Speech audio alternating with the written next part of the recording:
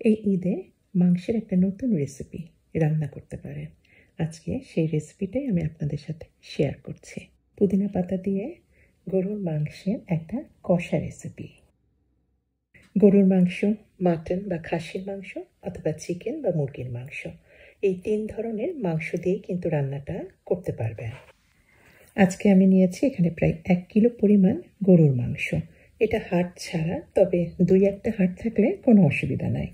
ভালোভাবে ধুয়ে নেওয়া হয়েছে, আর টুকরাগুলি একটু মাঝারি সাইজ, একেবারে ছোট না বা একেবারে বড় না। ননস্টিক প্যানে আমি বেশ পরিমাণে সাদা তেল দিয়ে রান্নাটা করছি। আর দিয়ে দিলাম মাংসগুলি। মাংসে নাড়তে নাড়তে কিন্তু মাংসের রঙটা একটু চেঞ্জ হয়ে আসছে। দিয়ে দিলাম প্রায় মুঠো ভর্তি শুকনা লাল মরিচ।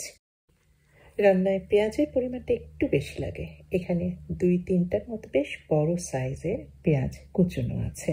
রান্নায় কিন্তু অবশ্যই ঈদেরও রান্না, এই কারণেও কিন্তু সবসময় আদা রসুনের পেস্ট একদম ফ্রেশটা ব্যবহার করবেন। আদা রসুন পেস্ট আমি ফ্রোজেন করে ডিপে সংরক্ষণ করি।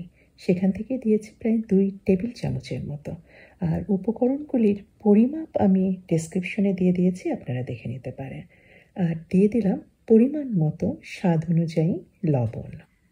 লবণ দিয়েছি, এর ফলে কিন্তু মাংস থেকে পানিটা এখন ছেড়ে দেবে। আর এর মধ্যে গরম মশলা সেগুলি গোটা গোটাই দিচ্ছি। তেজপাতা দিয়েছি, দারচিনি আর বেশ কিছু পরিমাণ 5-6টার মতো এলাচ একটু ফাটিয়ে দিয়েছি। তেলের মধ্যে মাংস নাড়াচাড়া করতে করতেই আমি 2-3টার মতো রসুন কোয়া স্লাইস করে দিয়ে দিয়েছি। এগুলি কিন্তু একদম রান্না করতে করতে মাংসের সাথে মিশে যাবে। আর দিয়েছি পাকা টমেটো। কিছুক্ষণ নাড়াচাড়া করে নিচ্ছি। আমি এই রান্নাটা কিন্তু প্রেশার কুকারে করব, যাতে তাড়াতাড়ি হয়ে যায়। তবে অবশ্যই আপনারা প্রেশার কুকার ছাড়াও এভাবেই এই হাঁড়িতেই রান্না করতে পারেন। একটু সময় লাগে মাংসের পানিটা সমস্ত শুকিয়ে নিয়ে, একটু কষিয়ে নিয়ে তারপরে প্রয়োজন মতো সামান্য কিছুটা পানি দিয়ে দিবেন। এই রান্নাটা কিন্তু বেশ মাখা মাখা হয়, এটা কিন্তু ঠিক ঝোল ঝোল হবে না। প্রেশার কুকারে রান্না করার সময় সমস্ত দিয়ে দিয়েছি, আর এর মধ্যে কিছুটা দিয়ে দিয়েছি হলুদ গুঁড়া।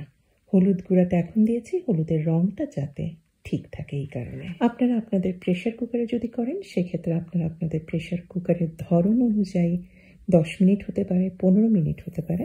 আপনারা সেটা জানেন কতক্ষণে মাংস সেদ্ধ হয়ে যায়। আমি আমার প্রেশার কুকারে রান্না করেছি প্রায় 15 থেকে 20 মিনিটের মতো।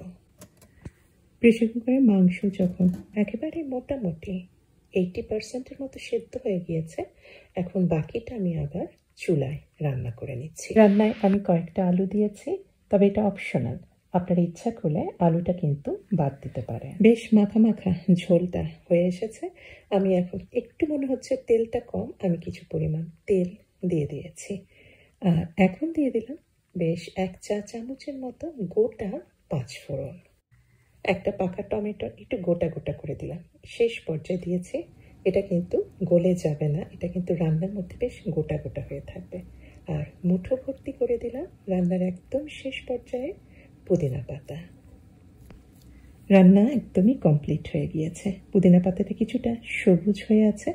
আর দিয়ে দিয়েছি কয়েকটা কাঁচামরিচ একটু ফেড়ে, এটা দিয়েছি মেনলি সুগন্ধের জন্য। পুদিনা পাতা আর 5 ফোড়ন দিয়ে একটু মাখা মাখা এই মাংস রান্নাটা কিন্তু আপনার ঈদে খুব স্পেশাল একটা রেসিপি হতে পারে। একটু অন্য রকমের স্বাদে, আমার মনে হয় সবাই পছন্দ করবে। আজ এই পর্যন্তই। সবাই ভালো থাকবেন। আল্লাহ হাফেজ।